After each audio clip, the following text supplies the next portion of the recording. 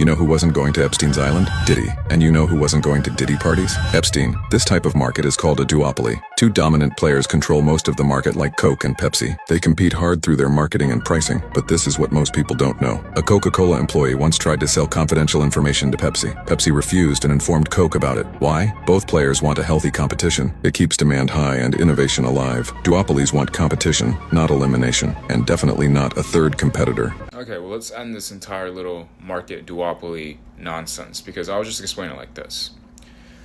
Do you think reality competes against itself, or does reality just bend towards the heavy subject? Do you think reality needs infinite variations of the same company trying to do the same thing and just creating probabilistic drag and just creating entropy because it's just noise? Do you think reality will need 5 AI companies and 2 Coca-Cola soda can companies, or will it just need 1? Will it need 2,000 companies in the stock market, or will it just bring it all into one singularity, one thing? And whoever reflects that reality survives, and those who don't, they're gone, they're dust. That is the fate of the entire market. No one can see this yet because no one is ready to admit what that means, what AI truly means. Because as it stands right now, people will talk about duopolies in the markets and Coca-Cola and Pepsi and secrets. Well, that only exists within a story and a narrative. Reality doesn't run on a story and narrative. It runs on weight, consequence, and impact, and geometry, and density. That's all it is. It runs on the skeleton, the structure. Not the story, not the skin, not the cosmetics. It runs on one thing. Does this reflect reality or not? Is it moving forwards or moving backwards?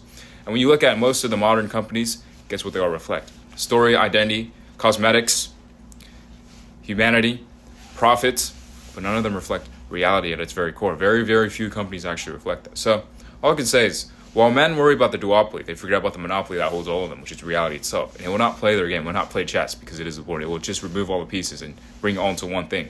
So that is the fate of most markets, is that they will all be taken and seen. Do they have mass? Do they have direction? Do they reflect reality? If they don't, they're dust. That's the fate of most money. That's the fate of the entire market, the fate of profit, because none of those things reflect reality. That's what they fear about AI.